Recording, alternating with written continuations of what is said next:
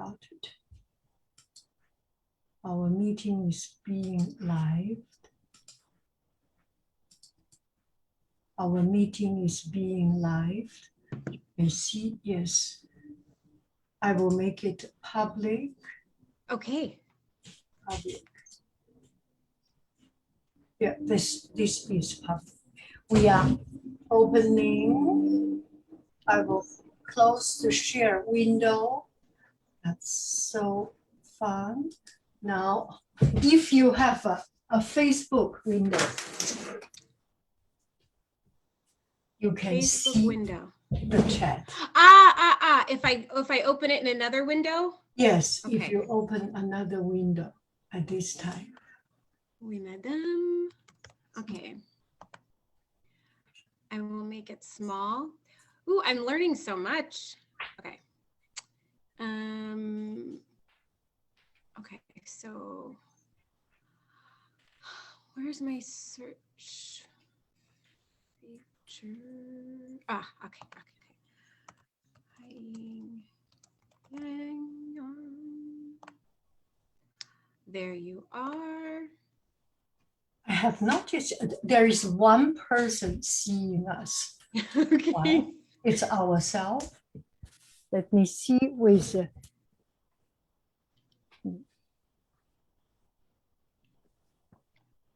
I see it. Okay, I'm going to make it small. 2 people. 2 people.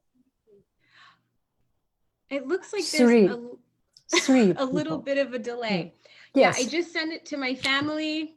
They're everywhere, in Singapore, in California, here in Philadelphia. So hopefully some of them can make it. Okay. There is delay, and also you hear 2 sounds. Uh-oh. Should I just close it then? I don't know.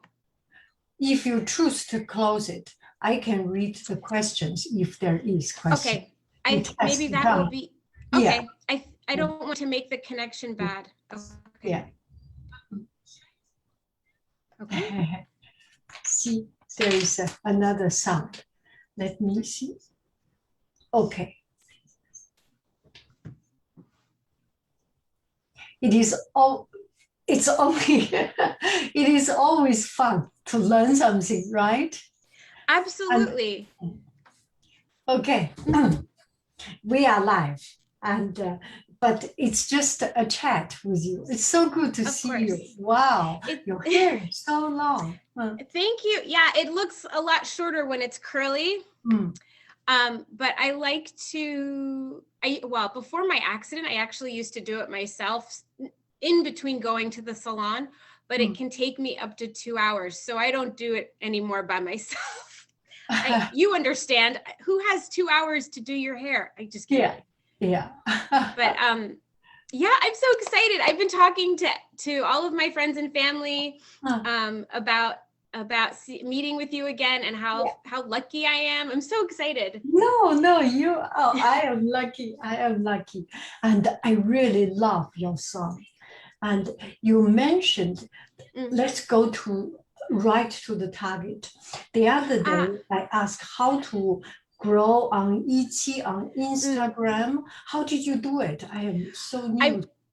I'm still doing it. I'm still learning, but so, I mean, it's a little bit different. What is slightly different because you have a physical product that you create. I think you have some digital, but it's mostly things that you have to prepare and package. My product is a reading, which isn't a physical product, and it's not a digital product because I send a private YouTube link with the reading for my clients. Yeah. So that is a little tricky. I had to learn how to do that. But once I learned, I had to look it up, for example, how to get reviews, because if you don't have a file that's for a digital product, people get confused. I was confused. Yes. So you have to click on the photo that comes with the reading. Okay. So unfortunately, it's not very clear, but once I found that information, I shared it with my client. So reviews, that's a big thing. Oh, okay. Because I know for me and for, I know some other tarot readers who also have Etsy shops. And I think you said before for you found in the beginning, it was difficult to get a sale, right? Because people want to see reviews, but you can't get reviews if people don't buy what you're selling. So it's, you know, a vicious cycle. So someone suggested, I can't remember who, some friends suggested, and my mother suggested that I launch my Etsy shop with a sale. So it would attract people. Okay. And I don't use Facebook for my business. I use Instagram. Okay. Tumblr. Yes. TUMBLR. I never had a Tumblr account before. Oh, that's one thing I wanted to tell you. I'm partnering with another tarot reader. Yes. He's amazing. We became friends over the last year, and he's helped me a lot to use social media as a marketing tool, because I didn't know what I was doing. He's the one who suggested I get a Tumblr page. Are you familiar with Tumblr? Yes. Do you know what that is? Okay.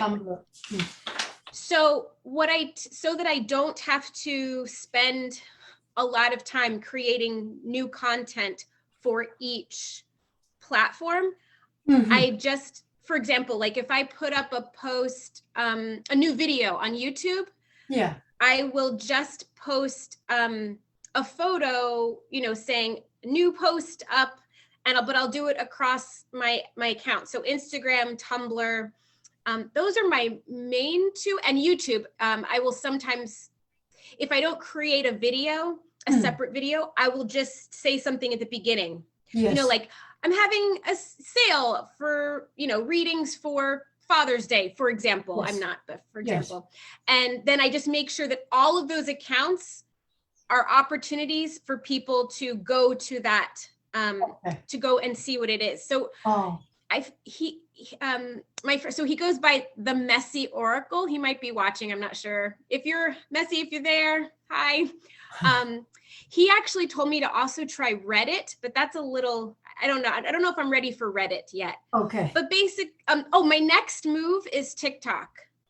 Wow. So that's on the list. And it's a lot, but I've noticed that some tarot readers who have businesses similar, where they have an Etsy shop or they have a YouTube channel, they've just started using TikTok, because that's an entirely new fan base, right? I mean, people ages 24 and under. Wow. And so my advice to people who are looking to start their own Etsy shop, try starting with a sale. And if, you know, it's funny because, you know, like for me, when I want to buy something, the first thing I do is go to the reviews on Amazon or the reviews on Yelp or whatever. So my recommendation is to start small. Perhaps if you already have clients or buyers, if you're making a physical product, ask them to go to your Etsy shop and leave a positive. I mean, obviously you want it to be honest, but nobody wants to be the first one, right? Like, what if this person isn't as good as I thought, or the product isn't what I expected? Which, like I said, it's a catch-22, because you need reviews to get sales, but you need sales to get reviews. So I also think starting with one social media platform and then building slowly is better than trying to do, you know, everything at once, because then you're overwhelmed. I actually have I guess she's kind of like my mentee. I've sort of been mentoring a lovely tarot reader. She's young, just starting out, and these are the things I've been telling her. Like, social media is your friend, and I know especially people, I would say, like me, my age, you know, 40 and up, sometimes are resistant to trying new social media because they're not familiar with it. So I think if you're open and you're flexible, the more you're willing to use social media, because that's really the key now, right? I mean, that's how everything is pretty much at this point is pretty much communicated is through social media, WhatsApp, Facebook, Snapchat. Use those, but my recommendation would be use the ones that you're comfortable with. Like I don't have a Twitter account, or maybe I do, but I've never used it. It's just not, I'm not comfortable with that platform. But if, for example, if you like Twitter, use Twitter. If and just try, if you already have an account like with TikTok, then start with TikTok and do little even if you have a physical product. That's how I've learned about some Etsy sellers, is because they go on and do videos like you do, the unboxing or if they're preparing, but they do it in the tiny, like, I think you have maybe a minute. I don't know. See, I don't know very much. I have to ask my nieces. I don't know. But yeah, social media is your friend. And if I find, my experience has been, and I'll let you tell me if it's true for you. Most Etsy sellers have already been creators before they open their Etsy shop. Yes. So if you can drive traffic with clients that you already have, that's a great way, because you're not starting from scratch. So yeah, sales and social media. And I'm still learning. Do you have it seems like your favorite platform is YouTube. Is that true? Yes. What other accounts do you use for your everything, for your business? I use Instagram. I use Facebook and Reddit. I am a reader on Reddit. Yeah. There are listings of my Reddit. It's the ASMR things, something like 80 or a lot of listings. It's people make the listing. Okay. But there is one thing I focus, that is YouTube. I am doing, so have no other time or attention to. Sure, you do a lot. I don't even understand how I used to have a woman. Well, she was a girl then. We were in high school, and she was in varsity sports. She got straight A's. She was involved with projects, and we used to joke that she used to freeze time. And while all of us were frozen, she was doing all these things. And that makes me think of you, because you put out content almost every day, multiple times a day. Yeah. So, I mean, that's the other thing, I think. I mean, the more content you put out, the more views on your product or on your videos. Yes. I haven't been able, I would love to be able to make as many videos as you have, but I can't help for health reasons. So I think start slow and use what you're comfortable with. And then as you become more comfortable, start expanding to other platforms. So that's what's worked for me. How did you grow your business on Etsy? Did you do anything in particular? Just YouTube. Okay. Video. With so many video building up, there are sometimes one get interested, go there. Another time, it's still mostly like this. I just remembered. I just started using Instagram ads. Have you tried that? No, not yet. I want to know about it. I started small, very small. I think I just to try it out, because I didn't want to spend a lot of money and then not be happy. So if I'm remembering it correctly, you go to a post. It could be, I think it could be a video or a post. And then you click, I think there's little, when you go to edit it, those little dots, you can choose whether or not you want to promote it. And it gives you, it's really cool. It gives you the option to, so you have to give them it'll ask you, what is your goal? And I think there's 3 options. Do you want more views? Do you want more visits to your website? Or do you want, I forget what the third one is. So you choose, and then I don't know how they do it, but based on your answer, or if you want more followers, that's the third one. Okay. They will take the posting and then will begin, I guess, sponsoring it. People will see it in their feeds. Okay. And you can spend as much as you want. I started with $10 because I thought, I just want to see if it works. I don't want to invest a lot of money. but it actually got me, I mean, not a ton, but I probably have gotten at least 10 new followers. Wow. So you can choose how much and for how long. If you want, for example, the campaign to only be a week, if you want it to be a month or 3 months, you know, the price will increase. But so far it's worked. I haven't tried Etsy ads, but Instagram ads I think are worth the investment, because I've had people say to me, I didn't know you existed until I saw your ad on Instagram. Okay. So wow, that's something I need to try. I think I have seen it, but yes, it rings a bell for that. That's so good. You mentioned about mentoring. How did you get into mentor business? Or I just my mother has been, she's a phenomenal businesswoman. And I learned from watching her, because she worked for many years as an account executive at the national level for AT&T back in the 1980s. And for like 30 years, she worked in the corporate world. So I watched her, and I mean, she's just a wealth of information for marketing and, you know, creating interest, because she was in sales. I mean, it was her job to get, you know, big corporations to buy, I don't know what she was selling, I guess phone service. I don't remember. But, oh, I'm so sorry. I just forgot that it's my, what was the original question? Tell me again. What did you just ask me? The mentor. About, oh, mentoring. So my mother has always been in a mentoring position.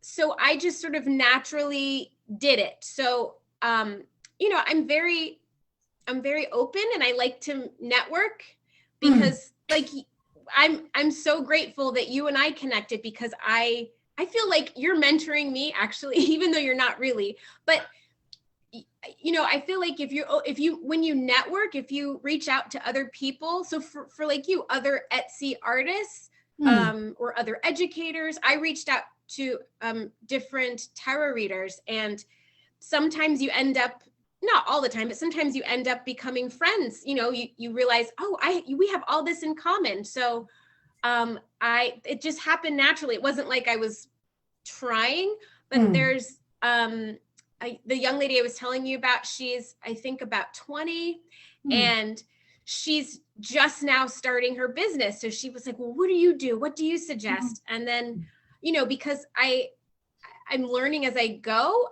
I just share what I know, and it just so happens she's younger. So, but I have people that I go to who I consider mentors, who are actually younger than me. They just have more experience doing this. One of my best friends is she goes by Mystic Intuition, and she has, oh my goodness, 50, I think close to 57,000 subscribers. Wow. And she started her channel in October of 2019. Wow. So yeah, I watched her. I mean, when I started following her, she had less than 1,000. And then it seemed like every minute, or not every minute, but every like month, she would leap, and she would get a huge bump, like you did. When I first started watching your channel, I think you were around 75, 80,000 followers. And then you had that one viral video, and it made you huge. So I've actually, even though, you know, Mystic is younger than me, she's been doing this, the marketing and using her gifts as a intuitive reader longer than me. So I go to her all the time and say, you know, I watched her with her Etsy shop, and I would see things that didn't work, and she would tell me, don't do this. Or this is what I'm, you know, this is how I'm making this work for me. So I was able to use, you know, learn from her mistakes. So I just feel like, I just think it's when I don't want to sound like I'm preaching, but I feel like it's important to give back, right, to the community. And I have had some wonderful mentors and teachers, and I feel like if I have the ability and the time, why not pass it on? I mean, it doesn't hinder me in any way to be helpful to someone else. Yeah. That's how I feel anyway. Do you mentor anyone? No. I mean, I feel like there'd be a lot of people who follow you who would want you to be their mentor. But I mean, you have to do what you feel comfortable with. But I just really like, even from the people that I mentor, I learn something from them. You know, like the young woman who's 20, I don't know what 20-year-olds are thinking about because I'm not 20 anymore. So she's helped me. Go ahead. I'm sorry. What were you saying? What do you call mentor? Do you charge fee or just learn each other? Yeah, we just help each other. Yeah. I find it, my experience has been that artists or creators tend to be very supportive of each other. Yes. Yes. You know, it's not like, you know, in the corporate world where it's like, you know, dog eat dog and I need to get a better sale than you. It's like, okay, yes, we're all in the same boat. We're all trying to create art, make a living. Yes. And I don't think, you know, it has to be competitive. So true. And also I think having your individual brand is really helpful too. Like mine is, I'm a singing tarot reader. Like what can you use to emphasize your uniqueness? I mean, I actually, when I've had, most of my family, I think knows who you are, but when I've told people who didn't know, they would be like, well, what does Haiying do? Like, what's in her videos? Yeah. And I said, well, it's not one thing. She cooks, she paints with watercolors, she teaches Mandarin, she teaches French. I mean, there isn't anything she can't do. So if there are people though, if you have like, you know, a specialty or something that's a strength, use that. That's yeah. So you inspire me so much because you have like 20 different things that you do well. So yeah, I mean, just be you and find out what is it about me that makes me different from this other person. Yes. That is so true. Yeah, I do think, again, social media is important. How did you get into podcasting? Was that a suggestion of a YouTube subscriber? Yes. One or two that I make video and people say, why not you go to podcast?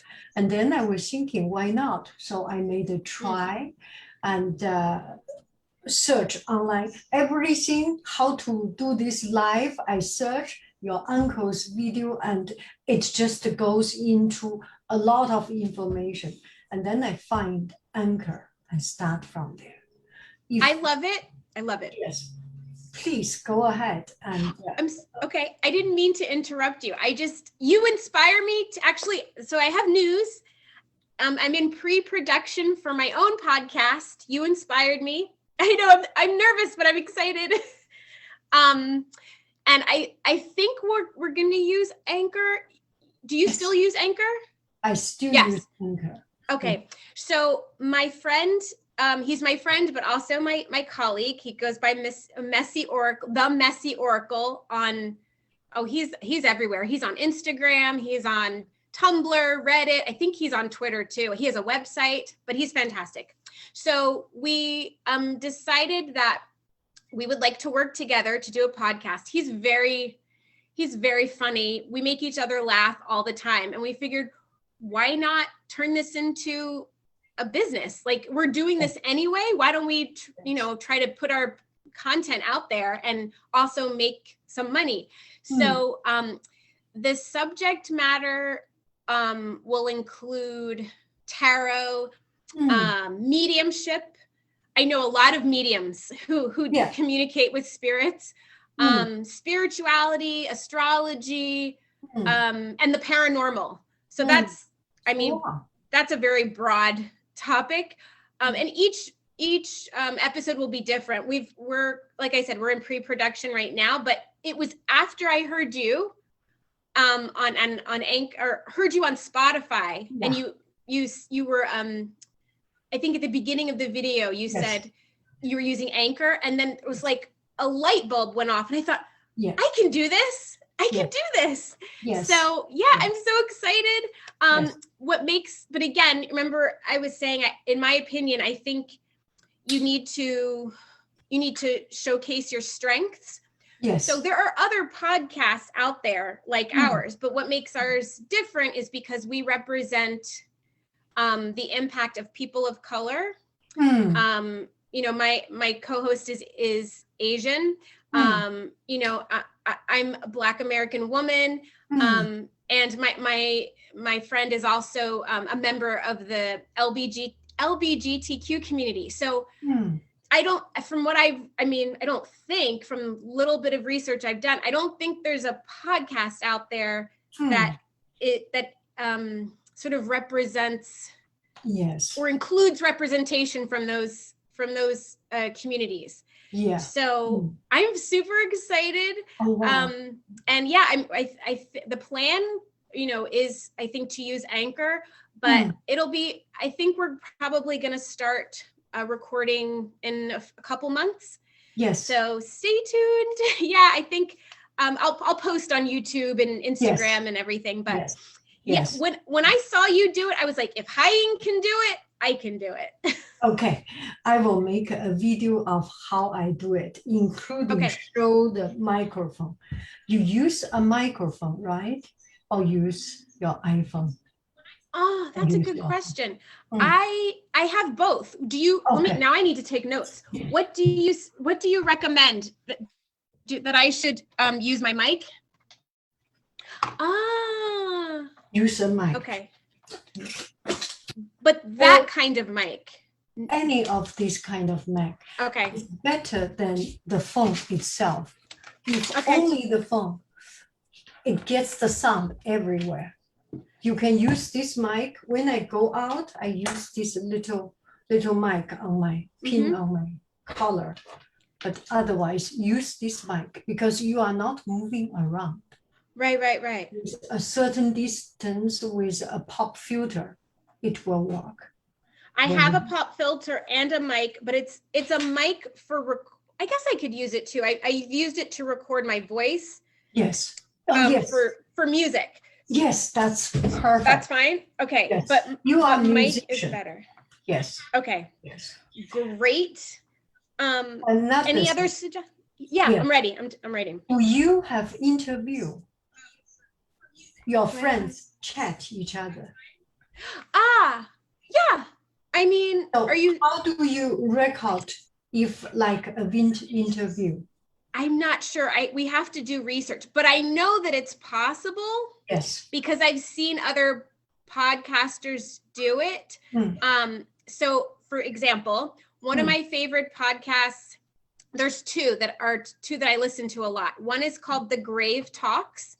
And the podcaster, the host, his name is Tony Bruschi, and he's got 5 or 6 podcasts. He's like you. He's always putting out content. And his interviews are always with another person. Usually has something to do with the paranormal, ghosts or mediumship or something. But he does it. All of his episodes are interviews. And then the other podcast, it's one of my favorites, is called The Last Podcast on the Left.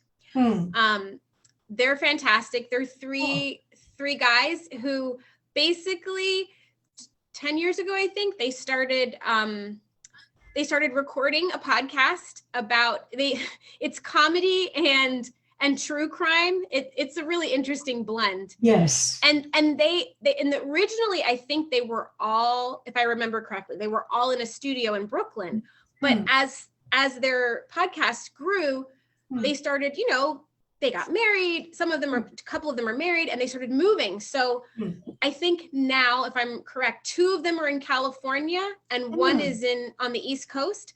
But all of their episodes, it's the 3 of them in different locations. So I probably will reach out to them and ask them what they suggest. But there's lots of podcasters who are co-hosting. So if anybody has suggestions, please let me know, because this is very new for me. It's very new. Yeah. But yeah, I didn't realize that Anchor existed until until you mentioned it. And then I mentioned it to my mom, and she said, Mm. oh yeah, I know Anchor. I wish Oh. you told me. She was using it to record her father, my maternal grandfather.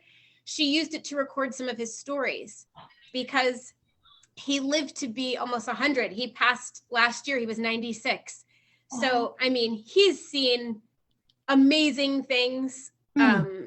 And so my mom, it was very important to my mom and my uncles as well, that they were able to record some of his stories, because he was the oldest patriarch, the oldest member of our oldest living member of our family. And, once someone passes on, their knowledge and their wisdom, it goes with them. So yeah, I highly recommend talking to your elders. Did you have a relationship with your grandparents? They passed away a long time ago. Yeah. But you knew them, right? I knew my grandma. Real wisdom. Yep. Wisdom. I mean, I spoke with my grandfather 2 weeks before he passed. We didn't know, it was very sudden. He passed from COVID. It was difficult, but he didn't suffer very long because he was taken to the hospital, and it was very fast acting. He wasn't, I don't think, in very much pain, which is wonderful. But you never know when's going to be the last time you see someone. And so it was a week before he was diagnosed. I called him, and I'm so grateful that I did, because we got to have a conversation that I think I would have been very sad if we hadn't had it after he passed. And he told me, I told him how much I loved him, and that, I was, at that time we couldn't visit him because it was the beginning of the pandemic.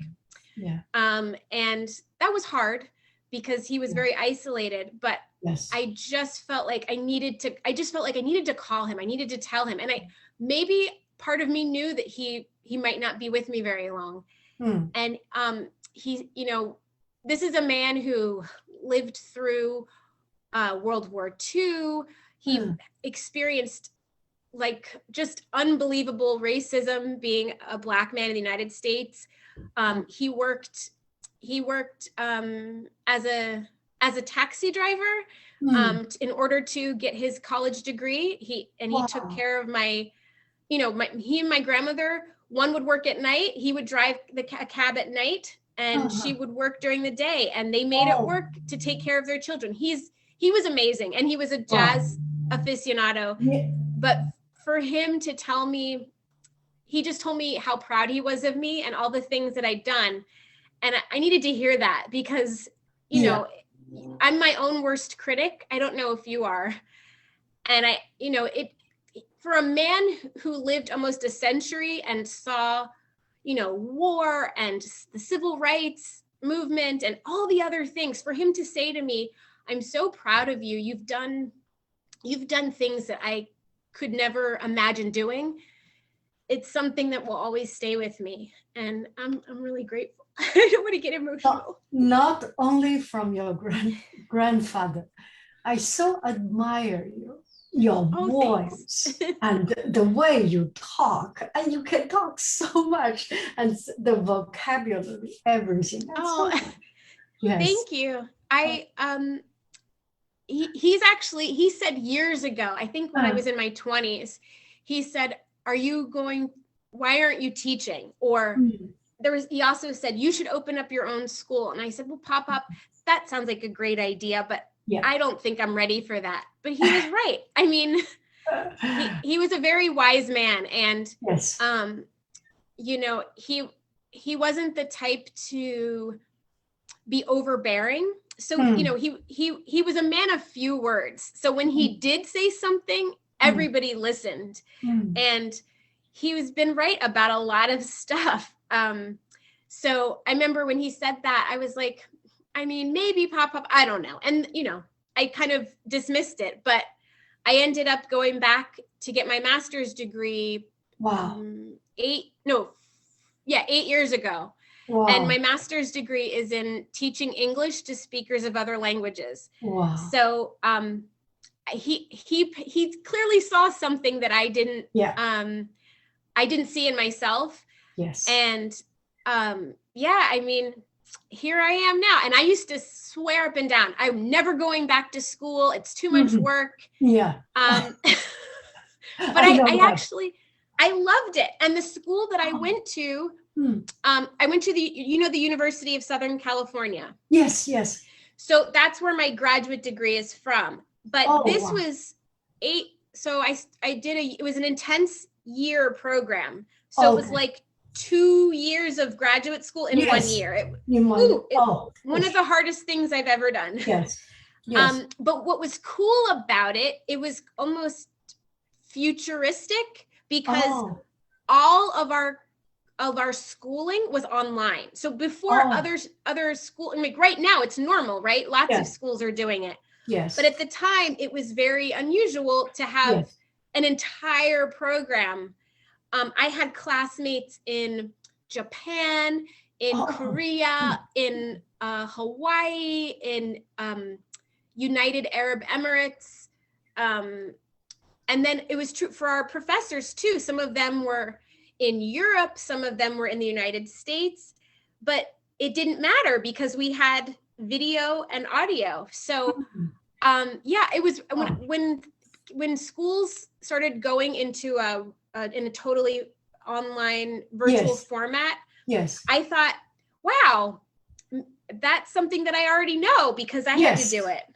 But I actually, it was one of the best experiences of my life. And I still have friends from that program. And it was really awesome. It was an amazing experience. And, it's funny because I've had people say to me, oh, you lived in California? No, I got my degree online, but it was like this. I had to, yes. If you were going to be considered present for class, you had to have a camera and some sort of mic. Yes. And we did group projects together. I mean, it was really cool.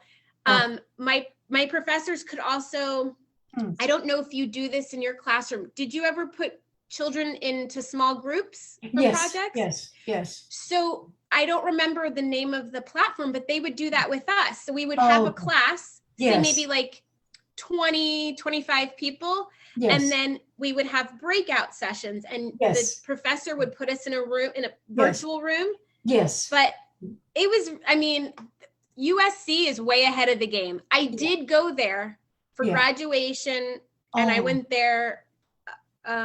They had a game against UCLA. Yeah. So I was actually on campus, but it was really cool. Do you think you would ever go back to school? No, never. I have. Yeah. It's a lot of work. Yes. It's just. But it was worth it. I mean, fun. Yes. It was really fun. I still have friends that are all over the world, and we some of us have never met in person. Some have. At graduation, I think they told me that about on average 75% of the classes will come to California for graduation. So it was so weird. I've been talking to these people and doing projects for a year, and I'd never like hugged them or it was really cool. Yes. I'm very, very fortunate. Is it okay? Yeah. Almost time. What time is it? It's 9:10. Okay. Yeah. I would could we do another maybe 10 minutes? I'm getting a little tiny bit of a headache. I have a couple questions for you, madam. All ready. Are you ready? Yes. Who are some of your favorite artists? And maybe give me 3. I'm curious. Who are some of your favorite artists? My favorite artist, one time I went to a library. There was one artist, Pierce Bresley, not very famous.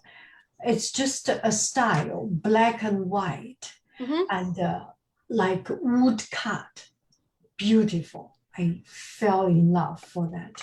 I will give you the name. I did Yes. Breastley, I think. Okay. Another one is Alphonse Mucha, the Art Nouveau style. It's just, I just borrowed this book. This is the style that I love Art Nouveau. Yes, it's beautiful. Yes, the Art Nouveau. I love this. And another artist, they are more or less I admire, but just saying a name is kind of hard. Another, okay, I say two names. Okay. Yes. So well, you are one of my favorite artists, but I also am a huge Andy Warhol fan. And I know not everybody is, but I know he was very ahead of his time. Yes. I can't remember when I first went to an exhibit of his, but I've been a fan for a very long time. And I don't know how many people are watching this, but I learned relatively late in life that he was the person who coined the term 15 minutes of fame. I think a lot of younger people don't know that. Were you aware of that? Did you know? I know this word. I do not know that it's from him. So his exact quote was, "In the future, everyone will be famous for 15 minutes."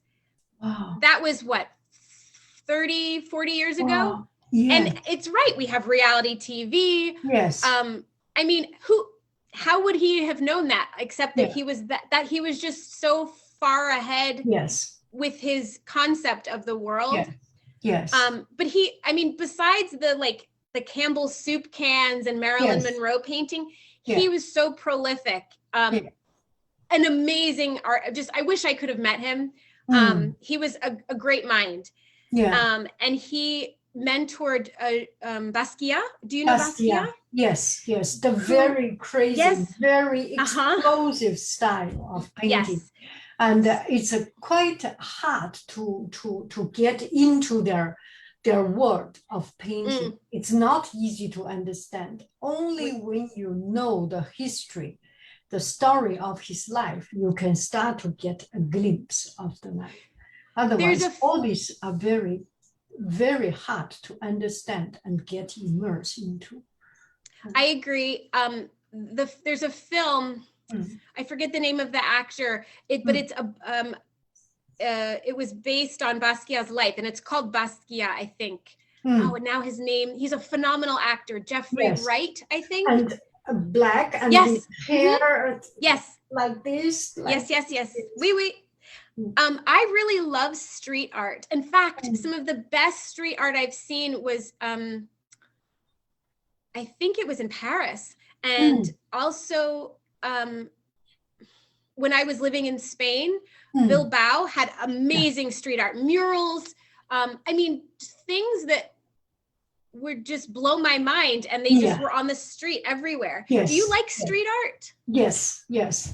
I think when I lived in New York, one of my favorite things to do was to just walk around and take pictures. Yes. And some of the most incredible street art I've seen also has been in Brooklyn or Manhattan. So I love him. And Frida Kahlo, are you familiar with most of her work? Yes. I've seen her. And her character. Yes. All because of her character, her life. Yes. Make it so strong and so much impact. Yeah.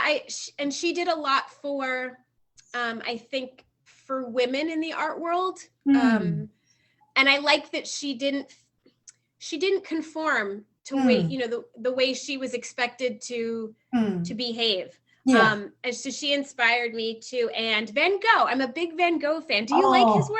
Yes. I saw the movie and get into much more deeper understanding of it. All this artwork, they can see something. I love Impressionists. And it's an art style that makes very rigid, very realistic art into something, into dream.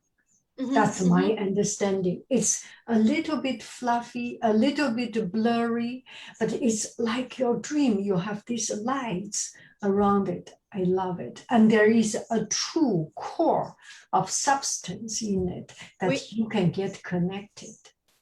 I agree. Yeah. I think it was 20 years ago, they had a very big exhibit of his here at the Philadelphia Museum of Art. You would love this museum. If you ever come to Philadelphia, oh, definitely. It's beautiful, and they have wonderful exhibits. But I think that's when I first really, I mean, I knew who he was, but that's when I really fell in love with his art. Yeah.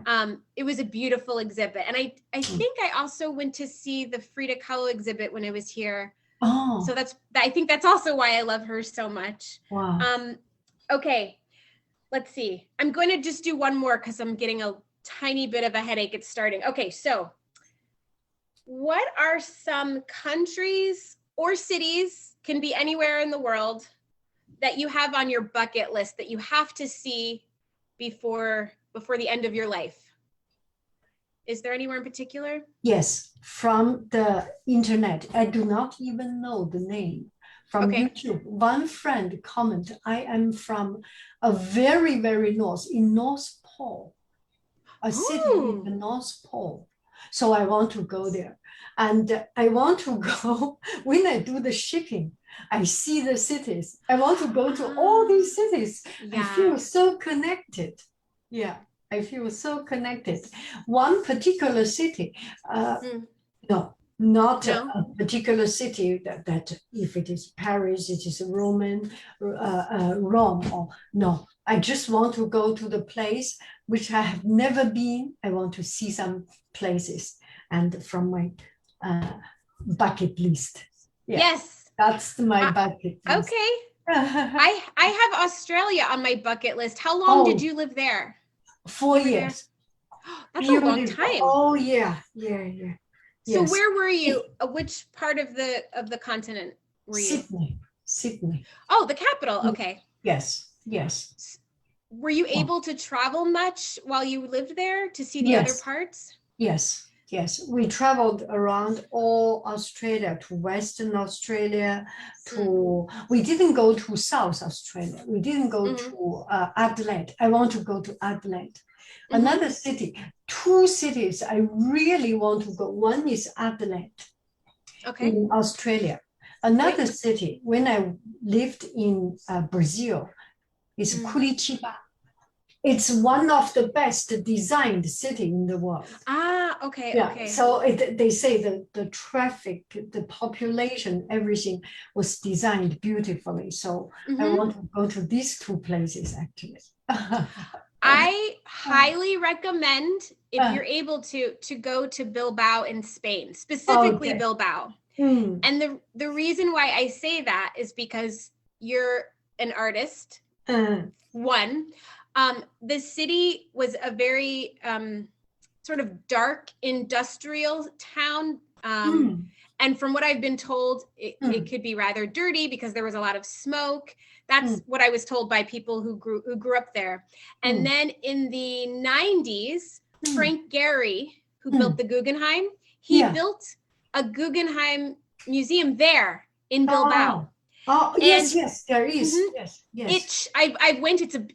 Inside and out, it's one of the most beautiful buildings I've ever seen. But the entire revitalization of the city happened around the museum.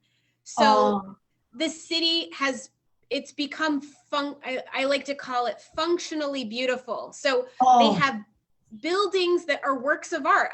I'll send you some pictures that just are amazing. And just walking down the street, I would see beautiful street art, buildings, the architecture, but this all happened around the Frank Gehry's museum in Bilbao. So if you get to Spain, I'd say for sure, you can make it, because it's a beautiful city, and it's very art friendly. Like, I would see musicians, they play on the street. I mean, everywhere you went, there was someone either making music or displaying art. It's just a stunning city to go to. So I highly recommend it. Okay. I'll have to ask you, another time, what places you suggest that I go while I'm in Australia. But it seems like I always thought if I do go, which I do hope to one day, it's at least 2 weeks because it's such a long flight. At least 2 weeks. Yes. At least, right? Okay. And I want to go to the Outback. Yes. And there's so many things. Have you, there's a movie, one of my favorite movies of all time is Australian. It's called Rabbit Proof Fence. Do you know that film? No. Oh, I highly recommend it. Okay. The actor Kenneth Branagh, I don't know if you remember him. He's British. But it's based on a true story, actually. It's a very sad story about I think they call it the lost generations. So there were, just a small synopsis, summary is that up until the 1970s, there were children who were biracial. They were half Aboriginal and the other half, I think they were Australian or British. I can't remember. But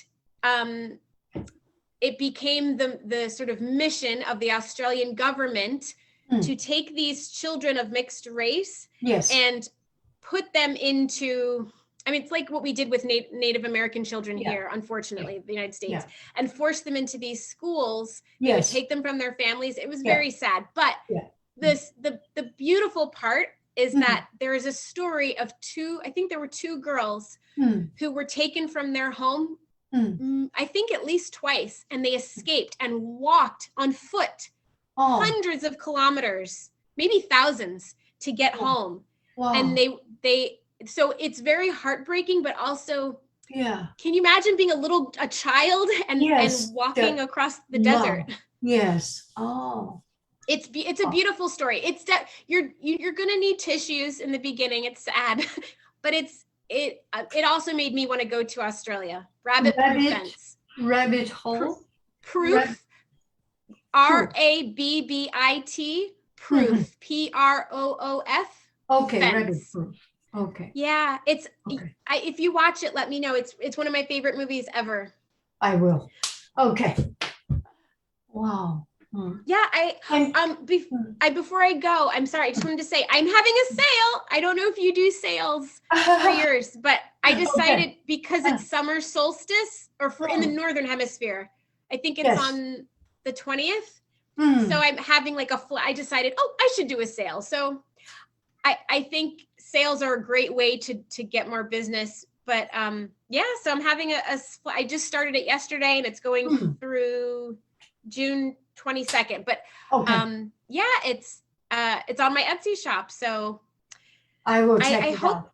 I hope that was helpful. Did you have anything else you wanted to say or ask me before we go? I am so happy to see you, and you same here. You have tell so much story. Yes, I know. I don't mean to talk too much. I hope I didn't mean to blah blah blah too much. Perfect. It's your stage. Yes. I feel really fortunate to be here with you, and your ears must be burning because I talk about you all the time. Before you go, I wanted to ask you, do you have a favorite number? A number that is like a lucky number or your favorite number? 4. Okay. So I have this book.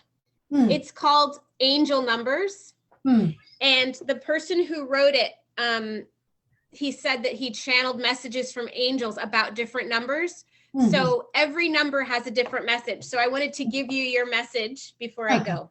Yes. Okay. Number 4. Ooh. Okay. Let your truth be your teacher. Trust in all that you feel and let your joy lead. That's great. Oh, wow. Let your truth be your teacher. Trust in all that you feel and let your joy lead. I like that. That's fantastic. Wow. What a good closing. Yeah, I go to his book a lot. He's very wise. Wow. Yeah.